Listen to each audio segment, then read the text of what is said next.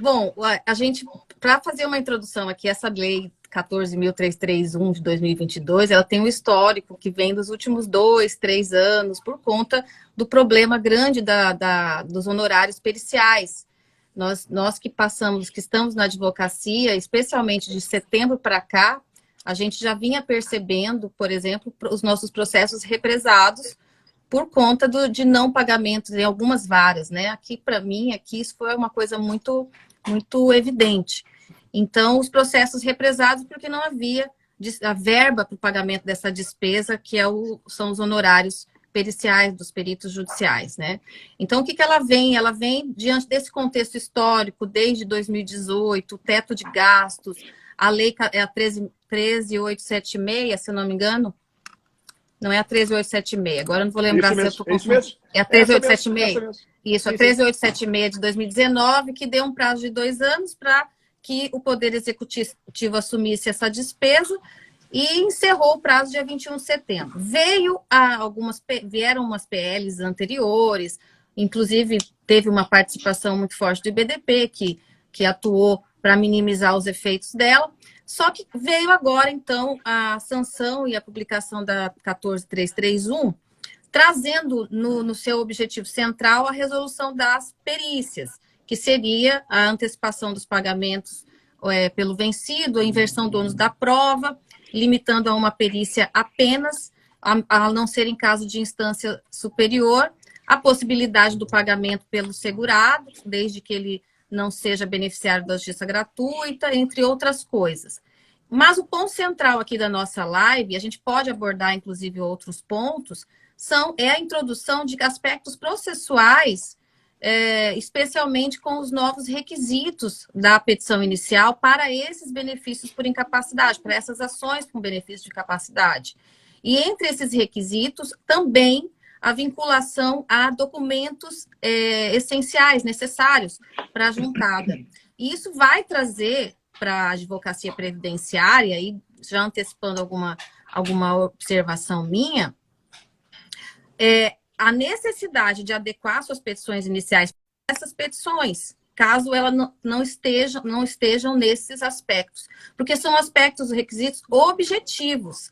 Muito embora antes se utilizava desses aspectos dentro da advocacia previdenciária como uma forma de garantir mais eficiência, né, ao processo em si, num dever de colaboração com a magistratura, inclusive. Então, eu até brinquei ali na live, o advogado, aquele que estudou na SMAF, né, ele sabe como fazer isso, sem querer puxar sardinha. Mas o advogado que procura estudar, ele até já fazia isso de alguma forma, só que isso está evidenciado.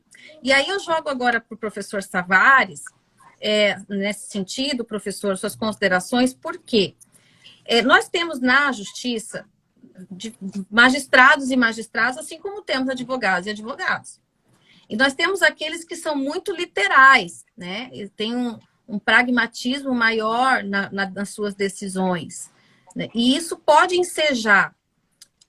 Alguns juízes podem entender que ela seria uma petição inepta, por exemplo, se não houver a descrição clara da doença, ou ele poderia fazer uso eu acho que o artigo 319, que busca a correção o prazo para a emenda da inicial.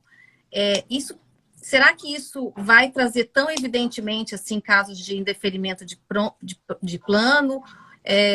Qual a sua consideração? Porque dentro do universo do Brasil, nós temos decisões, às vezes, que nos saltam aos olhos, algumas questões que não observam o caráter social do processo. É claro que o advogado previdenciarista, não só por isso, ele tem até que ter mais técnica e atendimento no seu trabalho. Então, fazendo essa ponte.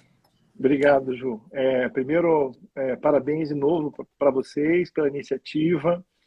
E é um tema importantíssimo de ser debatido e o momento é exatamente agora.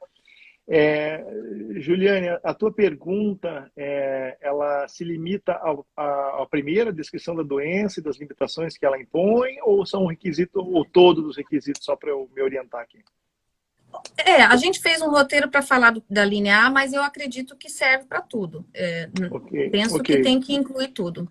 Ok, bom, primeiro ponto O que a lei traz agora, a Lei 14.331 traz, é a explicitação, talvez, o detalhamento do que signifique para as ações de benefício por incapacidade laboral a descrição dos fundamentos de fato e de direito em que se encontra o pedido, que se ampara o pedido, os fundamentos do pedido, a causa de pedido, detalhada, colocada de maneira detalhada. Então, o que está ali, a descrição, numa ação que se busca um auxílio por incapacidade temporária ou uma aposentadoria por incapacidade permanente. Quando se está em discussão a incapacidade laboral, o que está dizendo é, olha, individualize. É preciso individualizar. É exigência basilar de uma petição inicial que especifique os fundamentos de fato. Então, qual é a patologia? Não pode trabalhar em razão de qual patologia, de qual lesão? Que limitações impõe essa lesão especificamente em relação a você, ou de maneira geral, mas especificamente em relação a você? É uma patologia lombar? Isso, ela impede de você fazer força? Você não, ela impede de você ficar em lugares altos? Enfim, qual é a limitação que que impõe essa doença? Qual é a tua atividade, de maneira específica? Procura detalhar isso. Quais são as suas rotinas laborais? Quais delas estão prejudicadas? Você não pode fazer esforço. Quer dizer, você vai contextualizando, individualizando aquela situação de maneira a bem orientar a produção de prova, o exercício do contraditório por parte do órgão previdenciário e o encaminhamento para eventuais outras diligências probatórias. Então, eu tenho ali, na linha A que você coloca, né, a descrição da doença e as suas limitações. A linha B, atividades para as quais estaria incapacitado. Deixa eu só pegar aqui. Indicação da atividade para a qual o autor alega estar incapacitado. Então, depois ainda, eu não quero problematizar, talvez isso provoque em relação a possíveis inconsistências da avaliação médico-pericial discutida, porque isso aqui dá um outro desdobramento, não quero antecipar. E a declaração quanto à existência de demandas anteriores sobre o mesmo objeto e no que haveria alteração em relação àquela primeira, análise da coisa julgada.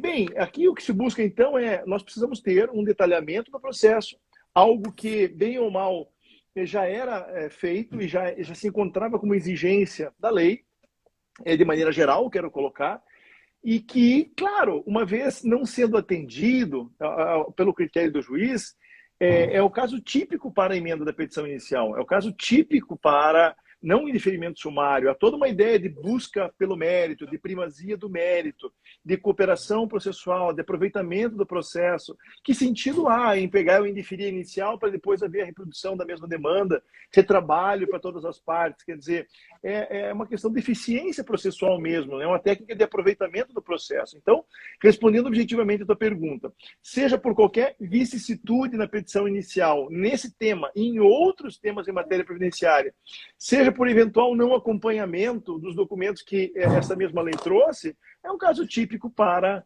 a emenda da petição inicial. E aí sim, uma vez não sanado o vício, daí uma hipótese para indeferimento.